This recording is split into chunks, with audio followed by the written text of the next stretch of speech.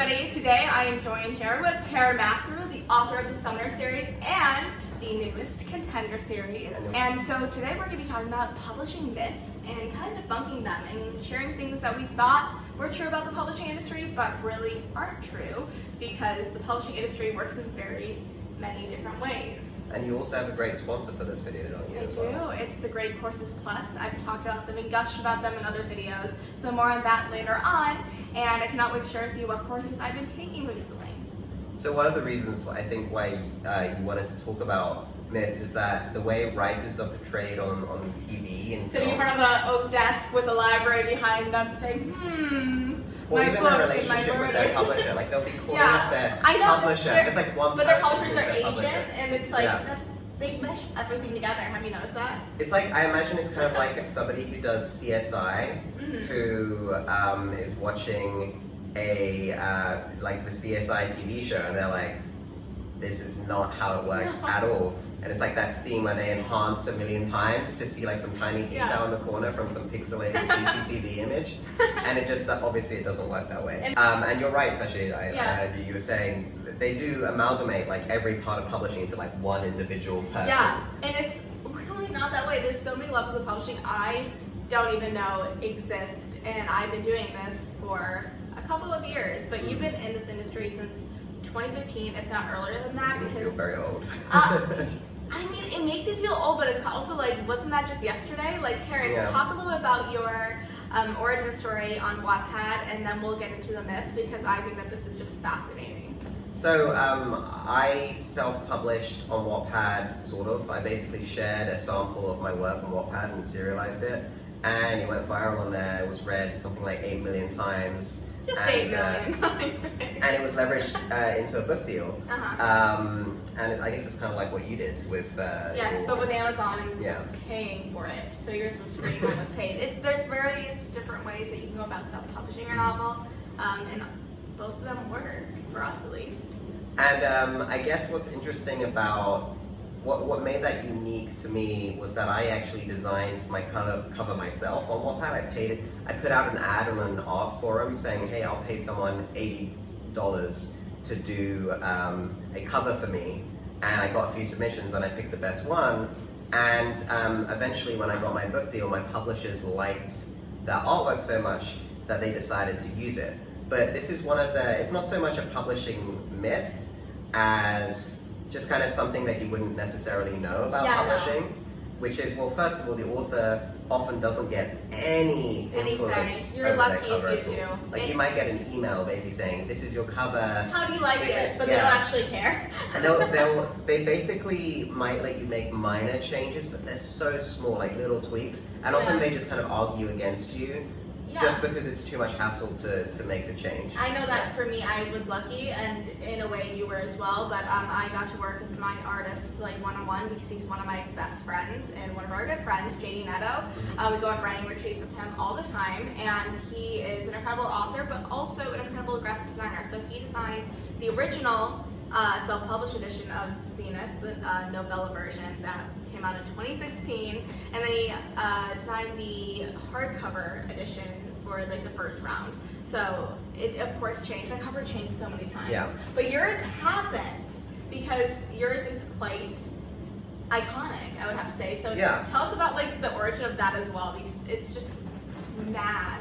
So the weird thing about my publishing journey is, and this is something, this isn't so much a myth, but again, it's something weird about publishing, is that British and American publishers, they both want to sell your cover to the foreign publishers who have translated your work, because they want to have the same cover as the English edition will. So, and the thing is, if let's say so I'm in 15 languages, Sasha's in something like 7. 7. And I feel bad that I don't know the exact number, but I'm like, Well, I mean, so mine would technically be 16, but an Iranian publisher took my book, translated it, and published it without paying me anything. And that happens sometimes, and it's like some crazy. And you'll never know. The copyright law in Iran is so weird that they can basically just do what they want unless you hire like a very specific Sharia lawyer. And I was just like, you know what? It's just not worth it. So it's very weird because I get messages from Iranian bloggers. saying like, I loved your book, and I'm like, I feel kind of bittersweet about it because I know people are reading it and loving it, but I'm also like, this is like someone's profiting from my hard work. Anyway, that was like a bit reading of a books tangent. illegally online. Yes, like, exactly. It's like that, when someone messages me more like, wide I scale. pirated your book Be like, because I can't afford it. but I loved I'm like, it. go to a library. Yeah. Like you can Support go to a library. libraries. They need that support, and I know that not every day is a library, but it's just it's a sticky situation. There's articles on it. Yeah. Read them. Anyway, so the weird thing about cover design is that they want to sell the cover to foreign rights publishers. And here's the thing: you can, let's say you're in 15 languages, you can sell a cover to a foreign publisher for anything between $200 to $2,000. And If not more. yes, and sometimes it's more. Depending on the cover designer, because they could be reputable. Exactly, and it also depends on how successful the book is in America, and if it's like for example, I'm sure the Twilight cover, it's so recognizable. Yeah. And a foreign publisher would have to pay a lot for it because Yeah. it would really help them sell the book.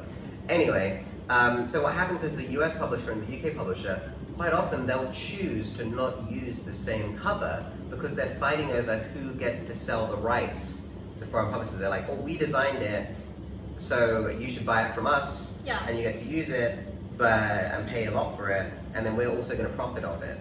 And so the weird thing for me was that I owned the rights to my first cover because they really, really Yeah. liked it, and they wanted people from Wattpad to recognize it in the bookstore when they went to see it. Yeah. So, but the British publisher was like, oh, how much did you pay for your cover? And I was like, $80. And they're like, oh yeah, we'll pay you $80. It's like, don't worry about it. They didn't offer me any more. And I was like, okay. But they never sent the contract. We never did the deal. It was kind of like a passing conversation. And then I saw my cover popping up in all these foreign territories, and I emailed my agent and I was like, hey, they should pay me to use my cover, right? And she was like, yeah. Turns out the British publisher had been selling my cover for thousands of dollars to all my publishers, just assuming that it was theirs. And I actually had to go to I had to do some arbitration with them, and because and I remember they'd offered me $80. In the end, they paid me £2,500, and they could have paid. But that was paid me for a lot more. the rights that you had. It was for the rights to use the book. So Yeah, so it was like excluding the ones where I just given it away. So there were some foreign publishers who their budget for a cover was $80 or something, and I was like, you know what, just have it for free because it's not worth doing the paperwork, and charging you that. But, And I have a question from the other side of the business. So if you guys don't know, Taran has a publishing house called Portal Books, and he owns and runs it with his two friends and business partners, and it's an incredible business. But you also play the role of editor and also designer and marketer, Yes. and you're wearing a lot of hats in this publishing industry that we have here. So what is the perspective from that? And then we're gonna go more into the editorial side of myths, because it's kind of crazy. Some things I thought. Well, so I'm the art director and one of the editors at Portal Books. We all actually act as editors, and it's just interesting seeing it from the other side, because I'm editing people and they don't want to make changes because they think they're right, and I think I'm right. And and it's kind of like when I think my editor's made, a bad choice. We're arguing about it. And you can kind of see the other side of things, and it's the same for the artwork, because I'm the art director. Often they'll want changes 3 weeks after the art's finalized and stuff, and you kind of see how much of a problem that causes, because the artist will be like, oh, well, we finalized it, so you need to pay me another $200 to redo it or whatever. And it's easy email for an author to send, but it's a lot of back-end work for the publisher and the people who actually have to go and reach out to actually do. And often it doesn't necessarily improve the cover, No. it just is the author's personal preference. And authors are not always designers. Authors sometimes really don't understand that to sell a book, it needs to scream, this is the genre that you like, and it needs to catch the eye, and it needs to work in a thumbnail if it's primarily an ebook. That's actually something that I learned from you, which is that a book has to be eye-catching from the smallest little form on Amazon. And you need to kind of be able to tell what you're looking at. If you have a really, really messy cover with lots of different elements, when they look at it, it just looks like a blob. Yeah, it looks like a collage. It looks like a weird hallucinogenic. Exactly. And what you really want is a kind of paler background or a darker. You want a single figure, single element for the eye to focus on, so that they can kind of catch what this book is. And then when they click through and they see the cover in all its glory, obviously it needs to be beautiful and professional looking.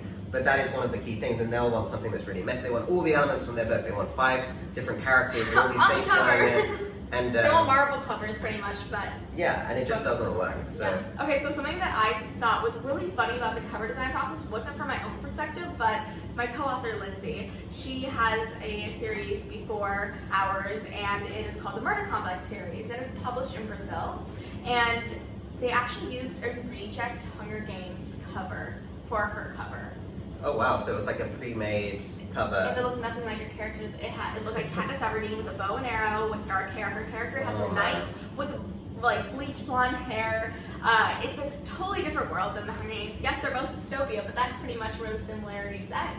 Yeah. And it was just like crazy to think that, but then again, they probably saw that as an opportunity to market to the Hunger Games fans. But really, they were just delivering a false versus. Yeah, it's basically a stock cover, right? It really is. And I was like, that's Katniss Everdeen, not Meadow. Wow. It's kind of insane how that is. And even with my cover design process, something that I never appreciated was how much work goes into it, especially when it comes to rebranding, and how it's really not the author's choice. So my book got rebranded, the cover, from book 1 to book 2, and that is one of the things that used to really not like when it happened in the book world. Then when it happened to me, I was like, it was not my decision to do that, but I appreciate the publisher going and doing that to make sure that my book sells not just to the market that it originally sold to, but for other markets, because everything changes. Yeah. And guess what? Another myth to bust is that people on covers has never gone out of style. It may have been seen as cheesy for a while in the book community, but it's always been a consistent seller for many books. Yeah, people. You have a person on your cover. Yeah, people are more interested in you read a story to learn about people, right? Yeah, exactly. So you want to see who that is. But I find that publishers, so for my publisher, Portal Books, between a third and a half of our production budget is spent just on the cover alone. Yeah, because and they're it's incredible so though. important. The cover is so important. Now they say don't judge a book by its cover. Well, it's because everybody does. Everybody does. You do, it's what attracts you to pick it up in the first place, and then you read the blurb, which is on the cover, the back cover. So it's important, and publishers, I found, they will often be very willing to skimp on a cover to try and save money. Yeah. And often I'll hear of a book that was, it was $100,000, six-figure deal where they've already spent 6 figures up front to get the book from the author. And that is something that happens in the book industry. Especially in teen fiction, and then you see that they didn't even pay anything for the cover. They got someone who works there who does a bit of graphic design to make the cover. Yeah. And when there are in-house professional graphic designers who do work, but they're not rare. Necessarily artists. They're mostly doing marketing stuff. They're kind of repositioning bits of the cover to make bookmarks or social media images. They're not illustrators, they're graphic designers. Yeah, and instead of hiring someone super professional, super talented, they'll get probably the most overworked person at a publisher is the graphic designer, and they'll be saying, make us a cover because they want to save money. And I just think it's so backwards, but that's one of the things that happens in publishing, or they'll buy some stock image, they'll go on a website which has 2,000 kind of generic fantasy images, and they'll be like, that looks good, and they'll just stick it on the front, and let's say your main character, maybe they never fight with an axe in their whole book, and then they publish your book with just an axe on the front, some flames behind it, and it has nothing to do with anything. That designer did not read my book. Yeah, it's just kind of insane. It's weird.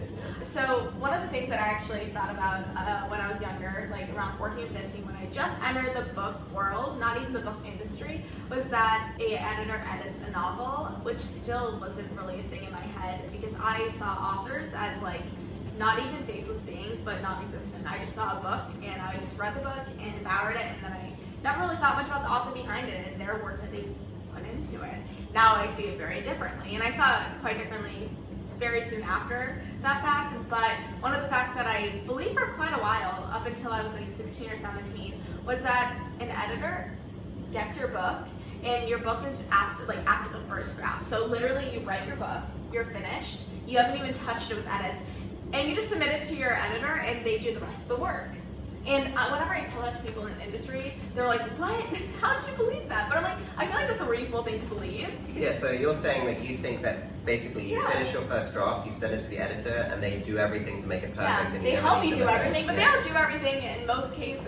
Yeah, so editors will occasionally make suggestions where they basically change it for you, but with something called track changes where you can remove it if you didn't like it. Always make sure your track changes are on. Once Yeah. I made that mistake, and luckily I was doing it in a program that could like go back to the history. Oh my god, yeah. But it's been an ordeal in the past.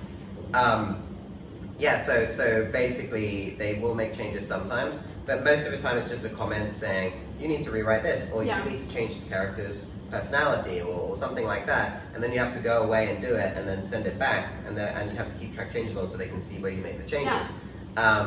Now, there are some editors who will rewrite an author's book for them because it's faster and easier for them, and the author doesn't mind. And they're more like a co-author in well. that sense, or a ghostwriter in that sense. Yes, quite often. That does happen.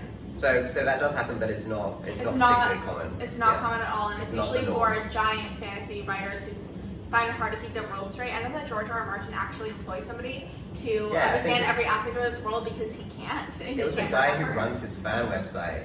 He was like, you know my books better than I do. So how would you like to be my beta reader / world building? That guy probably had a heart attack out of excitement. Apparently the guy was like, oh yeah, so the horse in book 1 that the guy has, he's got you describe it as having a brown mane, and in this book you describe it as a piebald grey.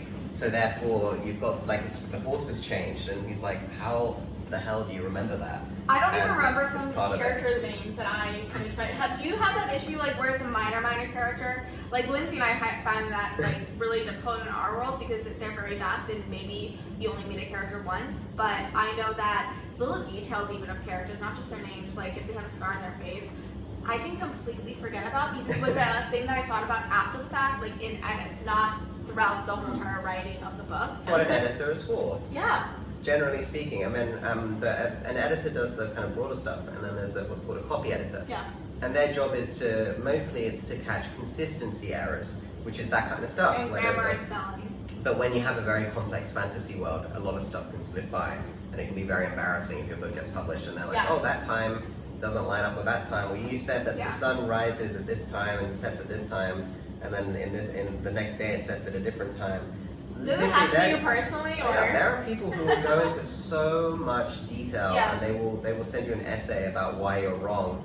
I remember one time, this is actually with a beta reader, so he caught it early. But apparently, he said that if you're in a river and you don't have any propulsion, you're just you're floating. If you're moving the wheel of the boat, it doesn't actually do anything. It doesn't actually help you maneuver the boat at all. You have to have propulsion. So I had that he was turning the wheel to try and turn the boat, even though the engine wasn't working. I thought the rudder would do something, but apparently the way the water works is that even if you move the rudder and you're in the current, it doesn't do anything. That's a pretty random specific thing, but it's good that's the level of. And occasionally you'll get the copy editor being like, I don't think this is realistic, or I don't believe this is true. And then I have to go into my research notes and find a section and a resource saying this is where this information comes from. You probably had a lot of that in your Contender series. Yes. It has a lot to do with history of lost artifacts and people, and it's people that went missing historically. A lot for people to kind of comprehend on the back end. You reading it, it's so seamless and easy, but sometimes since it is a lot of real? mystery, that's so specific. Exactly. And if they knew you, they would have known that you have a 21-page document full of just listing artifacts and that's just listing the lost artifacts. That's not even the information behind it. That's literally just the thing. Yeah. And then each one has its own notes page. So it's I know what I'm writing about. I spent 5 years researching the Contender series. That's procrastination for the summer series. No, but it's a thing. What's another type of myth that you want to bust for these lovely viewers? So maybe something people don't know is that often an author will have more than one editor, and they would disagree, and you'll end up in the middle bit. So, for example, for The Novice, I had 2 British editors who they both wanted it so badly they decided to share the book. Oh my gosh, that's very rare. So they were in the same publishing house, and then the Americans were there. And the Americans wanted to be primary editors, and the British did, and they decided to accept sharing it. That meant I had 3 different people giving, like sometimes, occasionally conflicting advice. Yeah. And this rather depressing thing is that my US and UK publisher refused to send me their notes in the same document. So I get 2 separate documents, and then I need to make the changes in one document and then make sure all the changes are in the second document, and vice versa. And it's just, most of my time editing is spent making sure that all the edits Are consistent. and it's a nightmare. And every year I'm like, please, why don't you do it first, then send it to the other one, and then they send do it it to in me. that one. And it's the same with the copy edits, which is like lots of little spelling errors and things like that, lots of little things, and Americanization as well. And change. And the UK, the speech marks have single speech marks, and in America they're double speech marks. So once the change has been made, you can't use the same document after they've Americanized it. So it's a real mess, and the problem is when you have your editors disagreeing, and you have to decide which one you're going to go with. It doesn't happen that often, but occasionally you'll see that there's a conflict there, or they've asked you to make this change, but then that makes this change not work, and it can be quite difficult. You have a lot of, and it's your agent's job to go in and resolve it sometimes. So that you're not the bad guy, they're the bad guy. Okay, so the last one is all Taran's, because I find this completely just like shocking. And Taran, what is it? Oh, it's just, I mean, I don't think it's necessarily shocking. It's just something that people don't know, which is most authors don't get to choose the title of their books. Now they might suggest one, and if the publishers like it, then great. Yeah. But I think I got to choose the series title for the Summoner series, but I didn't get to pick the title for the novice. In fact, I didn't particularly like the novice because there was another fantasy book, which had another YA fantasy book with a hooded character on the front, with a commoner going to. I've seen that book in bookstores occasionally. Yeah, and it was also called the novice. And then the Inquisition I didn't like because when I originally suggested the name, it was before the book had even been written, and the story ended up being not so much about the Inquisition. It ended up being about something completely different. And they were like, yeah, but it's a really strong title, so we're going to use it. And I was like, but it has nothing to do with them. And they were like, we don't care. So, and a lot of people think it's called the Inquisitor because it goes with novice, the Inquisition, the battle mage, the outcast. And that's kind of like describing the main character, except for the Inquisition. So a lot of people call it the Inquisitor when they're reviewing it online and stuff. So I got to pick the battle mage. Mostly because I really put my foot down. The book series was selling really well, so I had more of a stronger position. But what happened with the audiobook? Oh well, in the UK, even though I sent a pronunciation guide, I didn't include the word mage because I didn't think I needed to because there was only one way to pronounce it. But the UK audiobook artist managed to pronounce it Marge the whole way through. The battle, and the third book's called the Battle Mage. So it was just, and the word Battle Mage appears many times throughout the story. I couldn't listen to the UK audiobook because it was so painful to hear that mispronunciation. And to be honest, for most people, they wouldn't even notice the difference. But for me, it was painful. But the ones who do, though, will be like, isn't it this way? It's like, it was not my choice. It happens. But I got to pick the Contender series and The Chosen for book 1. For book 2, there's been a lot of back and forth on it, but now it's settled on The Challenger, which is the first time I've told anyone. The previous one, which because it's like, you know, it can change so many times. But well, it was originally The Challenge. They wanted to call it The Challenge, and I fought them on it, and I was like, look, the first one's called The Chosen. You want to call the third one something to do with the main character. The entire Summoner series, other than the Inquisition, is describing the main character, so let's call the main character The Challenger. And also, I thought The Challenge sounded really generic. The point is, publishers also basically get final say over what your title will be, and more often than not, they contribute to the title decision about 80% and you get 20%. But if you're smart enough to suggest a really effective title and argue strongly for it, and if you have a good, strong negotiation position because you're selling really well and they want to keep you happy and they don't want you to move to a new publisher when you finish your contract with them, then it's a different story. But generally speaking, when you're a debut author, they choose the title. Well, once you told me that, I actually asked my other author friends, like, oh yeah, no, like my publisher picked my title, and I was like, oh my gosh, this happens. And cool. I'm grateful that it's very common. I had my It's like the cover. title, it is, and you know, I think everybody's publishing journey is different, and but I totally get it. Like for me, I'm the publisher. Yeah. for my publishing Now you're house. like, I get it. And I'm like, yeah, you've got to pick the title that's going to sell the best, because authors aren't always business people. They're not marketers necessarily. They're not marketers, they're not book packages, they're writing stories, and they have a title that maybe is really personal to them and it means something to them. It's like, but people aren't going to remember the title, not going to know how to pronounce it, not going to remember it, it takes up too much space on the cover. Like, there's many, many reasons why, and authors don't always know best. So I get that. But equally, sometimes you just have a fundamental disagreement and you kind of just have to suck it up. But I really, to be honest, I haven't had such a huge issue with any of my titles or my covers really so far, so it's all good. Hopefully not But in the future. I've heard of horror stories where that has happened. Actually, some fun fact for you guys is that, as you guys know, I wrote a book and I've been giving it a fake name, which is Project Red, but actually it's a real title that I came up with a few years back. But when it came time to title the series, I was having so many issues, and because Taran has been a vital part of the process of writing Project Red. Helping her edit it. He's literally like the Gordon Ramsay of book editing, which is the best compliment, I think, in my opinion, because he is an incredible chef. So He's diehard. I love it. But it's something that you need. But one thing that I was really struggling with was the series name, because that is going to be carried on to the rest of the book. Yeah. So it's not like just one book's title. And it was so funny because we had a few back and forth, just pitching ideas. And I've talked to my other friends, and I was trying to get some good feedback. Then all of a sudden one day we're on a writing retreat I think it was in Vermont, and all of a sudden we say the same title almost at the exact same time. Yeah. And that's what it ended up being. And I'm like, okay, that's when you know it's a really good title. I hope the publishers. I know, that's what I'm trying to say. I hope the publishers like it. In fact, to be honest, both the series title and the main title that you've come up with, which I'm not going to say, are really good, and I hope the publishers use it. I know. I will fight them at least on the main title. I love it. Yeah. But that being said, thank you so much for helping You're me welcome. myth bust. Yeah. And Well, mostly just moan about publishing.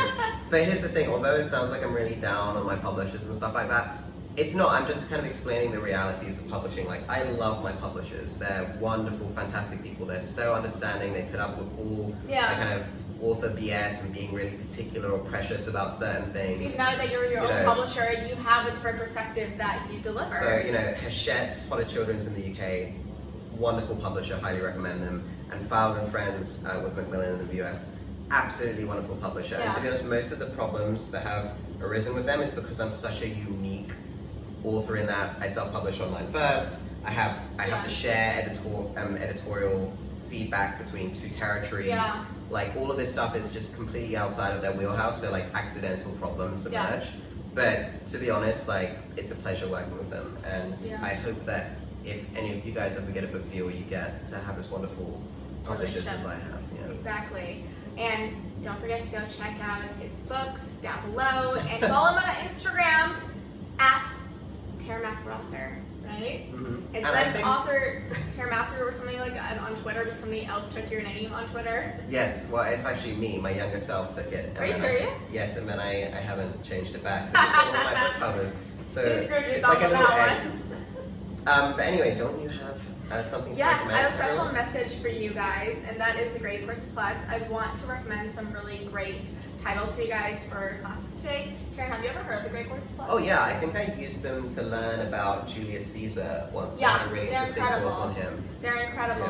Yeah. Okay, and how would you feel if you got to have a free trial to try out their courses back in the day when you first tried it? Yeah, I think I did use a free trial See? to watch this kind of little breakdown of him. Because I was thinking of writing a book about him, and I decided not You to. will eventually write a book, I feel like. You love Julius Caesar. But it's a wonderful. It's really easy to use. The free trial gives you everything. that And you need. can use my link, which is right here, thegreatcoursesplus.com/abookutopia. But also, I think that it's a great source for just researching more about writing and learning more about writing, because you get to learn from professors, you get to learn from culinary experts and scientists and people from Ivy League universities. It's an amazing resource. And I know for myself, I did not finish college, and I still have this need to learn. And I feel like you feel the same way, because even though you did go to attend university, after, you still have the bug for learning. And it doesn't very always much need to be satisfies that. practical. You could be learning about a hobby like crochet or something like Literally. that. They have fun stuff as well. And It's arts not just- and food. Yeah, It's like you so said, cool. you're still learning something, but it doesn't need to be something dry that you have to learn about. Sometimes it's something that you're just interested in. Exactly. You wanted to learn more about it. Exactly. And that's what I think is really cool about their website. It's not some like textbook being read aloud. It's like Exactly. it's You're like learning. a personalized thing. It's incredible. I love it. Everybody that I've talked to has loved it, and I'll be flashing some amazing courses right now that I've taken. I've taken quite a few at this point, so I can't remember all of them, but I truly adored all their writing courses and history courses, and I think that I want to go and delve into some more like culinary courses because I want to get better at like baking. Oh, I hadn't even thought about that. I know, because I suck at baking. I like bake like cookies and they end up hard. So I'm gonna try it with Great Courses Plus, and you should too. So use my link, and yeah, go support this amazing, amazing learning resource. Thanks so much for watching the video and listening to me rambling. No, it's so good. Like I always love listening to what like people say about this industry that isn't myself, and I feel like they're gonna love it. And it's gonna open up this new topic on my channel because, as I've told you a little bit, I'm going to be talking more about publishing and kind of like the back end stuff and how to get an agent, how to get a publisher, and what's like submission and querying and all that fun stuff. And I feel like this is a great opener. And if you guys want us to, you know, bust any more myths or discuss any topics that kind of are murky, please leave them down below, and maybe we'll do a part 2 of this Yeah, video. and if you go on my social media accounts, Yes. you can send me a private message. And He answers every single one of them. Go and buy his newest book, The Chosen, out now, and The Challenger coming in spring June next 2020. year. Oh my gosh, summer 2020. Yeah. Oh, that's too far away, but I have it in my inbox. Anyways, guys, thank you so much for watching. Thank you for being here, Taran, and we'll see you in another video. Ciao. Bye!